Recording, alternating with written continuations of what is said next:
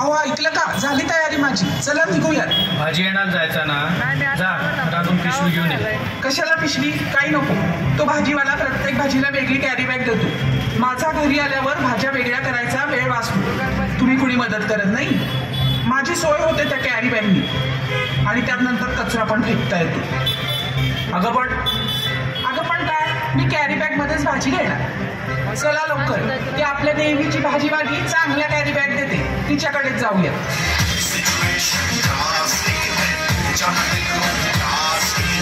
आई बघ तिथे गाय प्लॅस्टिकची पिशवी खातीये. अरे ती त्या पिशवीत असलेलं अन्न खातीये. अगं पण तिला ते खाताच येत नाहीये, ती पिशवीच खातीये. मी ती पिशवी काढतो. आणि तुझा हात तिनं खाल्ला म्हणजे काही नको. अगं आई पण बिचारी गाय.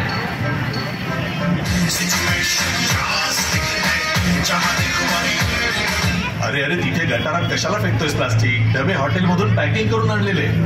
अरे इथे कचरा आम्ही या गटारातच टाकतो, तसंच हे खरकटे प्लास्टिकचे डबे सुद्धा या गटारातच. अरे पण गटारी तुंबतात. तुंबलेली गटारे स्वच्छ करायला हा कर्मचारी आहे की.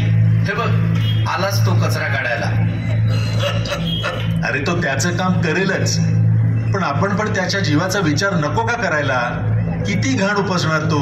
ए तुला काय करायचंय रे? त्याचं तो बघेल आणि माझं मी. उगाच सल्ले देऊ नको. चल्ली की.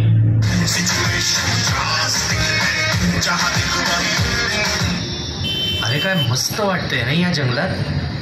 शांत, नुसता वाऱ्याचा आवाज, पक्षी प्राण्यांचा आवाज. कसलं मस्त. हे बघ, कचराच कचरा. प्लास्टिक पिशव्या काय, रॅपर्स काय, पाण्याच्या बाटल्या काय. त्यात आता माझ्या या एका बाटलीची पण भर.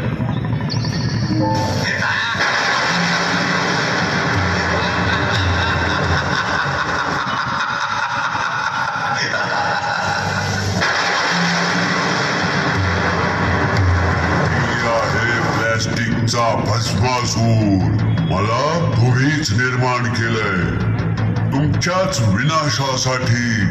तुम्ही मला नष्ट करू शकत नाही. नष्ट करताना मी विषारी धूर सोडतो. त्या धुराच्या त्रासाने तुम्हाला अनेक आजार देतो आणि यमसदनास धाडतो. तुम्ही जिथे तिथे मला फेकता. मी जमिनीत पोडतो, जंगल नष्ट करतो, जमीन नापीक बनवतो. समुद्राच्या पाण्यात देखील मी आढळतो.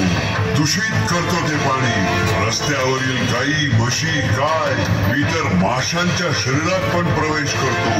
प्रदूषण वाढवण्यात माझाच मोठा हातभार आहे. तुम्ही मला मारू शकत नाही. उलट तुम्हीच तुमचा नाश करण्यासाठी माझी वाट पाहता.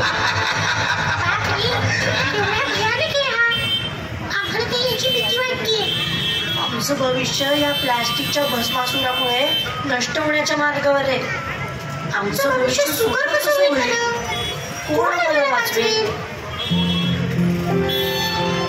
अरे घाबरू नका, तुम्हीच वाचवू शकता तुम्हाला या प्लॅस्टिकच्या भस्मासुरापासून. तुम्हीच वाचवू शकता या बसून झालेल्या प्लॅस्टिकच्या प्रदूषणापासून. निसर्ग ही ईश्वराची अनुपम देणगी आहे.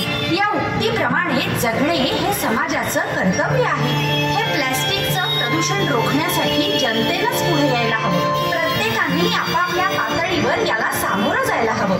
भाजी आणताना प्लॅस्टिकची पिशवी न वापरता घरातली कापडी पिशवी वापरावी.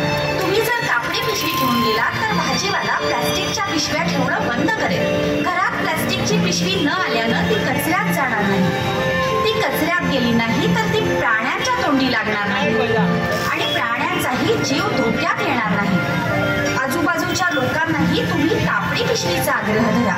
असं जर तुम्ही प्रत्येकाला सांगितलं, हेच सगळ्यात मोठं पाऊल असेल प्लॅस्टिकच्या भस्मासुराला रोखण्याचं. बाजारात खरेदीला जाताना कपड्याची, चपलांची, बुटांची खरेदी करताना कोणी कॅरी बॅग दिलीच तर ती घेऊ नका. जर ग्राहकांनीच याचा वापर बंद केला तर दिवसेंदिवस गरज कमी होत जाईल आणि प्लॅस्टिक कमी होईल आणि नष्ट होईल. पर्यावरणाचं संरक्षण करण्याची जबाबदारी आपलीच आहे. त्यामुळे घाबरून न जाता या प्लॅस्टिकच्या भस्मासुराला कसं रोखता येईल याचा जरूर विचार करा आणि या भस्मासुरापासून स्वतःचं, आपल्या देशाचं, माझं म्हणजेच या वसुंधरेचं रक्षण करा, संरक्षण करा.